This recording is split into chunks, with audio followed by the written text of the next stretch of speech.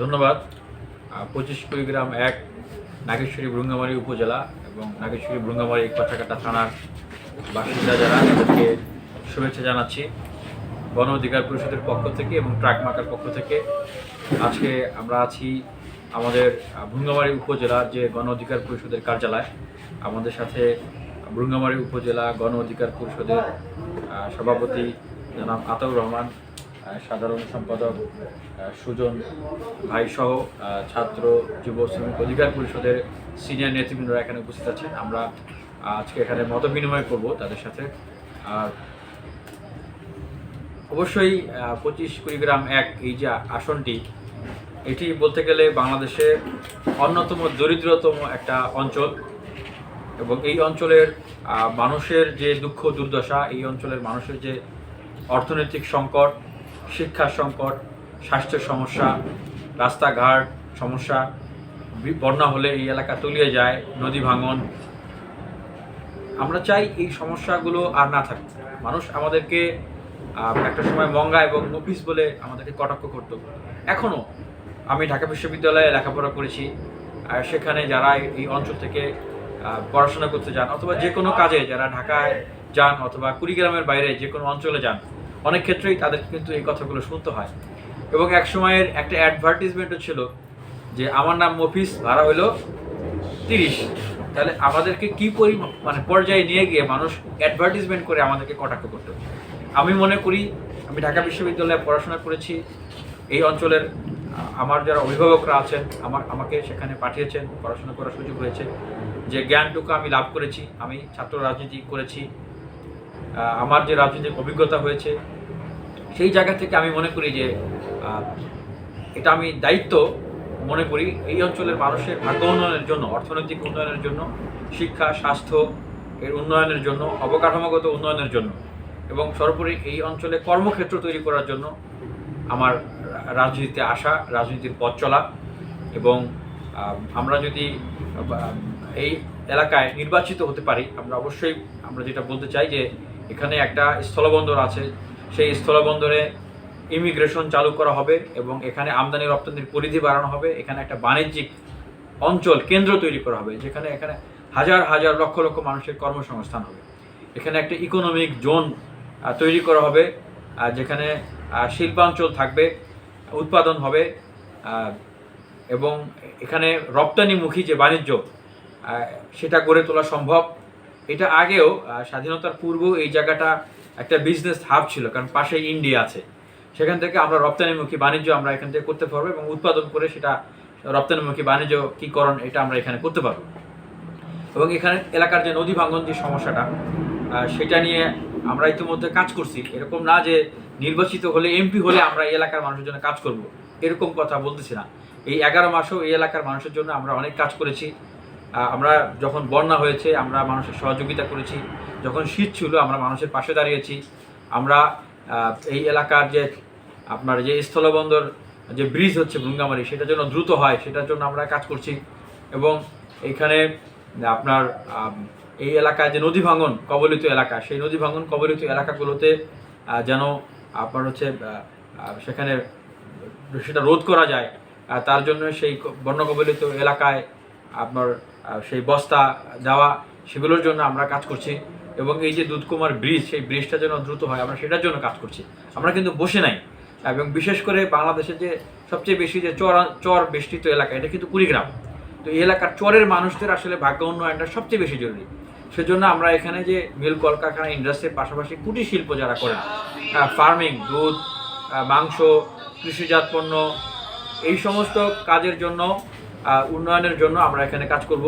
এবং দুটো গুরুত্বপূর্ণ পয়েন্ট বলবো যে শিক্ষার উন্নয়নের জন্য আমরা একটা শিক্ষা তহবিল গঠন করব, যেটা দিয়ে এই এলাকার মেধাবী সন্তানেরা তাদের বৃত্তি দেওয়া হবে, তারা পড়াশোনা করবে, তারা বড় বড় ভালো ভালো প্রতিষ্ঠানে যেন পড়তে গিয়ে তাদের পড়াশোনার জীবন যেন বাধাগ্রস্ত না হয়। এবং যারা উদ্যোক্তা আছে এই অঞ্চলে, তাদের জন্য আমরা একটা উদ্যোক্তা ফান্ড গঠন করব।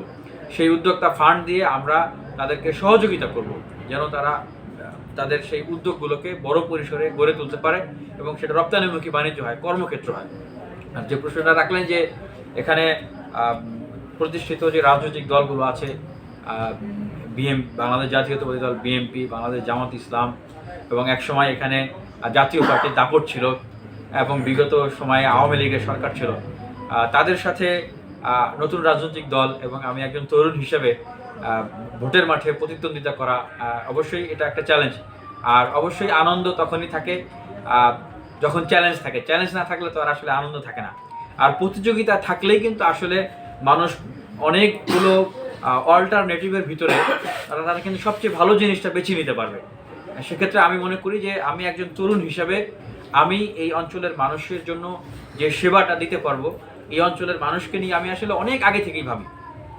আমি সেই যে সেবাটা দিতে পারবো, যে কাজটা করতে পারবো, অন্য অন্য ক্যান্ডিডেট যারা আছেন তারা আসলে সেটা পারবেন না, কারণ তারা দীর্ঘদিন থেকে তো এই অঞ্চলে রাজনীতি করার সুযোগ পেয়েছে, তারা কিন্তু পারেন নাই। এবং যদি জাতীয় পার্টির কথা বলি, আমি মনে করি না যে এই অঞ্চলের মানুষ আসলে জাতীয় পার্টিকে আর একটা ভোটও দিবে, কারণ তারা দীর্ঘদিন এই অঞ্চলের মানুষের জন্য কাজ করার সুযোগ পেয়েছে। তারা এই অঞ্চলের মানুষের ভাগ্য নিয়ে তারা সিনিমিনি খেলেছে, প্রতারণা করেছে, এবং তারা এই যে ফ্যাসিবাদী সরকার আওয়ামী লীগ, তাদের সাথে তারা এখানে তাদের দোসর হয়ে এই দেশটাকেই তারা আসলে বিক্রি করে দিয়েছিল। সুতরাং তাদেরকে মানুষ ভোট দেবে এটা আমি কোনোভাবেই মনে করি না। এবং আমি এই অঞ্চলের মানুষের প্রতি আহ্বান জানাবো, তারা যদি আপনাদের কাছে ভোট চাইতে যায়, আপনাদেরকে জুতা মারবেন, সোজা কথা, আপনারা তাদেরকে থুতু দিবেন, জুতা মারবেন, ভোটের মাঠে তারা যেন নামতেই না পারে। আর বাংলাদেশ জাতীয়তাবাদী দল বিএনপি, বৃহৎ রাজনৈতিক দল, তাদের প্রতিষ্ঠা নেতৃত্ব রয়েছেন এখানে, আমি তাদের, এবং জামাত ইসলামের নেতৃবৃন্দরা রয়েছেন, আমি তাদের প্রতি শ্রদ্ধা রাখি, সম্মান করি। আমি মনে করি যে তাদের কাছ থেকেও আমাদের অনেক কিছু শেখার আছে। তবে আমি বলতে চাই যে আসলে বিএনপির পক্ষ থেকে যাকে এখানে মনোনয়ন দেওয়া হয়েছে, উনি তো অনেক প্রবীণ লোক, ওনার উপরে বয়সেরও একটা ভার আছে। তো সেই জায়গা থেকে উনি সংসদে গিয়ে বলিষ্ঠ কণ্ঠে কথা বলা এবং এই এলাকার মানুষের দ্বারে দ্বারে ঘরে ঘরে যাওয়া এবং নির্বাচন পরবর্তী সময়ে এনার্জেটিক অর্থাৎ শক্তিশালীভাবে অঞ্চলের মানুষকে নিয়ে কাজ করা, আমি মনে করি যে ওনার চেয়ে সেই জায়গাটা আমি আরো খুব ভালোভাবে করতে পারবো। এবং তরুণ হিসাবে একটি ছাত্র সংগঠনের কেন্দ্রীয় দায়িত্ব পালন করেছি, এখন মূল দলের কেন্দ্রীয় দায়িত্ব পালন করব। সেই জায়গা থেকে যে শক্তি বা যে পরিচিতি বা যে সামাজিক ক্যাপিটাল আমার আছে, সেটা দিয়ে আমি মনে করি যে আমি যেভাবে এই অঞ্চলের মানুষের জন্য কাজ করতে পারবো, আমার অন্য প্রতিযোগী যারা রয়েছেন তাদের চেয়ে আমি অনেক ভালো কাজ করতে পারবো। এই এলাকার মানুষের জন্য আমি তাদের অধিকারগুলো সংসদে গিয়ে যেভাবে করে আদায় করে দিতে পারবো, আমি মনে করি যে অন্যরা তারা সেভাবে করে পারবে না। যদিও তারা বড় রাজনৈতিক দলের নেতৃবৃন্দ, কিন্তু আমার দল নবীন হলেও ব্যক্তি হিসাবে আমি কেন্দ্রীয় ভূমিকায় কাজ করার কারণে, গুরুত্বপূর্ণ জায়গায় কাজ করার কারণে তাদের চেয়ে আমি মনে করি যে অভিজ্ঞতার জায়গায় আমি কোনো অংশে কম নই, বরং অভিজ্ঞতার জায়গায় অনেকাংশে তাদের চেয়ে আমার অভিজ্ঞতা অনেক ক্ষেত্রে অনেক বেশি, অনেক ভালো, এবং অনেক অনেক গুরুত্বপূর্ণ জায়গায় আমি ভূমিকা রেখেছি। সেটা আমি মানুষের কাছে আশ্বস্ত করতে চাই যে তরুণ হলেও অভিজ্ঞতার জায়গা থেকে যারা প্রবীণরা রয়েছে তাদের চেয়ে আমরা ভালো কাজ করতে পারবো। আর এখানে এই অঞ্চলে আমাদের যারা নেতা কর্মীরা রয়েছেন, কেউ বলতে পারবে না যে আমাদের নেতা কর্মীরা একটা জায়গায় কারো কাছে চাঁদা চেয়েছে, বলতে পারবে? আমাদের এই অঞ্চলের নেতা কর্মীরা কোথাও জোরপূর্বক কারো কাছ থেকে কমিশন খেয়েছে, টেন্ডার খেয়েছে, কেউ বলতে পারবে? পারবে না। আমাদের এই অঞ্চলে আমরা এই বিগত 6 বছর 8 বছরের কথা যদি বলি, আমাদের দল গঠন হওয়ার পর থেকে আমরা যেভাবে সেই আওয়ামী লীগের ফ্যাসিবাদীর সময়ে যেভাবে করে আমরা এখানে কাজ করেছি, আমরা যতবার মার খেয়েছি, আমরা যতবার হামলার শিকার হয়েছি, আমাদের এখানে অনেক নেতৃবৃন্দ রয়েছেন, অভ্যুত্থানের সময় তারা হামলার শিকার হয়েছেন, এখনো অসুস্থ অবস্থায় আছেন। এরকম কিন্তু হামলার শিকার আর কেউ কিন্তু হয় নাই। তারপরেও আমরা কিন্তু প্রতিশোধ পরায়ণ হয়ে আমরা কিন্তু ওই কিছু চাঁদাবাজি করার জন্য, পয়সাপাতি কামানোর জন্য ঢালাওভাবে মামলা দিয়ে আমরা কিন্তু মামলা বাণিজ্য করি নাই।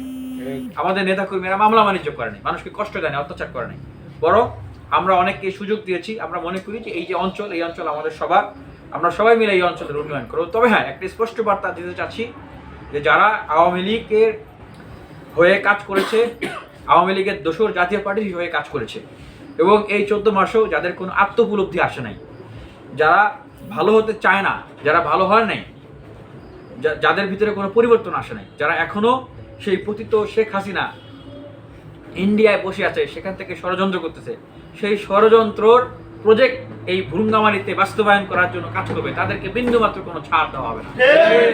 তাদের বিরুদ্ধে ছাত্র অধিকার পরিষদ, শ্রমিক যুব গণ অধিকার পরিষদ ডাইরেক্ট অ্যাকশনে থাকবে। তারা দেশের শত্রু, তারা জাতির শত্রু, তাদেরকে এই অঞ্চলে কাজ করতে দেওয়া হবে না, ঢুকতে দেওয়া হবে না। তাদেরকে কোথাও পেলে তাদেরকে ধরে আগে গণধোলাই দিবেন, তারপরে পুলিশে তুলে দিবেন। এবং অবশ্যই আমরা যেটা বলতে চাই যে যারা মানুষের সাথে আছেন, মানুষের সাথে থাকবেন, যারা পরিবর্তিত হয়েছেন, যাদের আত্মোপলব্ধি হয়েছে, অন্যায়ভাবে যার বিরুদ্ধে কোনো অভিযোগ নাই তাকে যেন কোনো হয়রানি করা না হয়, আমরা সেটা করতে দেবো না। মামলা বাণিজ্য করা, মানুষকে হয়রানি করে মানুষের ব্যবসা বাণিজ্য দখল করা, মানুষের ঘর দরজা, অফিস আদালত, জায়গা জমি দখল করা, এটা আমরা করতে দেবো না। আমরা তাদের পাশে আছি।